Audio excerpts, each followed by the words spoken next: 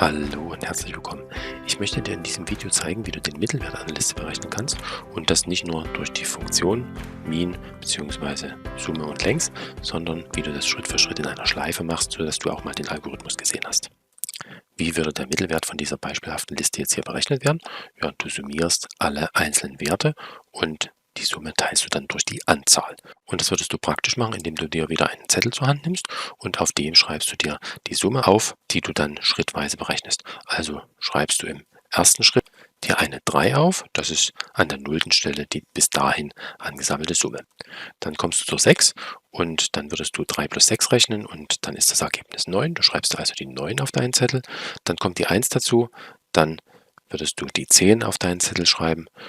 Wenn du dann zur 5 kommst, dann addierst du die 5 und kommst dann bei 15 raus. Dann die 7. 15 plus 7 ist 22, also schreibst du dir die 22 auf den Zettel. Dann die 9, 22 plus 9 ist 31, also 31 aufgeschrieben, plus 2, die letzte Zahl, ist dann 33. Also hast du dir als Summe erst einmal die 33 ausgerechnet. Und das teilst du dann noch durch die Anzahl. Du hast insgesamt 7 Elemente, also 33 durch 7. Und das ist dann rund 4,7. Und jetzt schreiben wir uns das Ganze nochmal als Python-Code auf. Dafür müssen wir die ursprüngliche Liste natürlich auch als Python-Liste ordentlich definieren. Und mit dieser Liste können wir jetzt weiterarbeiten. Wir hatten vorhin den Zettel, auf dem wir uns den aktuellen Stand der Summe notiert hatten. Und da machen wir jetzt einfach statt des Zettels eine Variable, die heißt Summe. Auf dem Zettel haben wir ja auch die Summe notiert. Und am Anfang steht dort 0 drauf. Auf unserem Zettel stand am Anfang nichts, aber das ist das gleiche wie 0, denn wir haben ja am Anfang auch den ersten Wert von der nullten Stelle in der Liste dort addiert. Und jetzt müssen wir eine Schleife als nächstes aufbauen. Eine Vorschleife nehmen wir da, die gleiche wie beim Finden des Maximums. Und da gehen wir mit Vorzahl in Zahlen über alle Elemente in der Liste Zahlen. Und was machen wir dann? Wir müssen bei jedem Durchlauf die Summe ändern. Wir müssen nämlich die Summe, die bisher berechnet wurde, die steckt in der Variable Summe, erhöhen um das, was die aktuelle Zahl ist, die aktuell rausgenommen wurde aus der Liste. Hier musst du natürlich jetzt die Informatik-Interpretation bei dieser Programmzeile ansetzen, nicht mathematisch sehen. Also in der Informatik steht das ist gleich für die Zuweisung und dann schaust du erstmal, was auf der rechten Seite steht. Auf der rechten Seite steht, dass du die Addition von dem, was in Summe steht und was in Zahl steht, durchführen musst. Also bisheriger Wert von Summe plus der aktuelle Wert von Zahl. Und dieses Ergebnis, das weist du dann dem zu, was auf der linken Seite steht. Auf der linken Seite steht die Variable Summe, also schreibst du in die Speicherzelle, die auf den Namen Summe hört, dann auch diesen berechneten Wert hinein. Dann hast du irgendwann alle Werte summiert.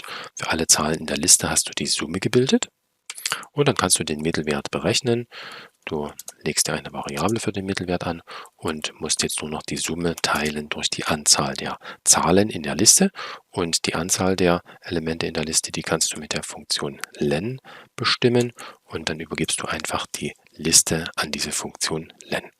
Dann berechnest du damit den Mittelwert und machst am Ende noch ein Print, um das Ergebnis auszugeben.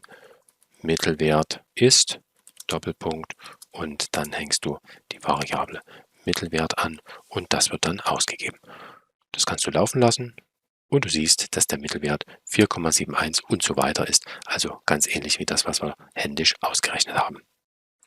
Das ist also die Variante, wenn du zu Fuß das berechnen möchtest. Wenn du also über keine weiteren Funktionen verfügst, dann musst du diese Schleife aufbauen und kannst in der Schleife die Summe bestimmen und dann mithilfe dieser Summe dann den Mittelwert ausrechnen.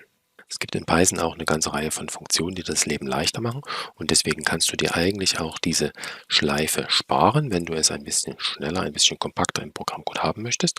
Du kannst nämlich aufschreiben, dass die Summe berechnet wird aus Sum und dann übergibst du die Liste, also Zahlen und dann hast du hier an dieser Stelle natürlich diese Summe der Zahlen berechnet, hast du die vorliegen.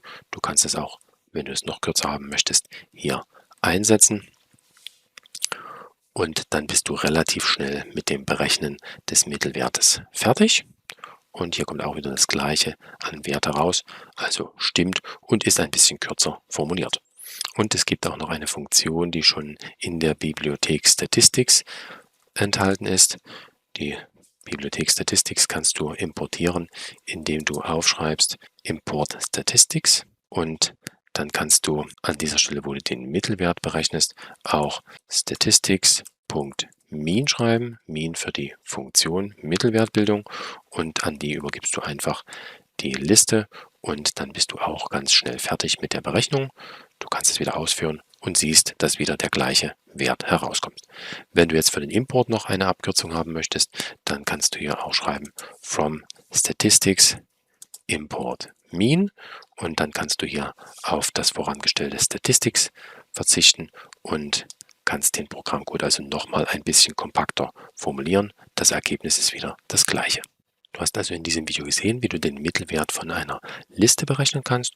Entweder du baust eine Schleife auf und summierst händisch sozusagen, dann teilst du noch die Summe durch die Anzahl, oder du nutzt die Funktion Sum, da steckst du gleich die Liste rein und kannst den Mittelwert auf eine weitere Variante berechnen, oder du nutzt die Funktion Mean aus der Bibliothek Statistics und dann wird das in einer Zeile erledigt und dann hast du auf sehr kompakte Art und Weise den Mittelwert berechnet. Wenn dir das Video geholfen hat, dann freue ich mich über einen Daumen nach oben, und wenn du dranbleiben willst, dann abonniere gerne den Kanal, denn hier gibt es regelmäßig neue, einfach erklärte Beispiele in verschiedenen Programmiersprachen, ganz ohne irgendwelchen Schnickschnack. Bis zum nächsten Mal, bleib dran und tschüss.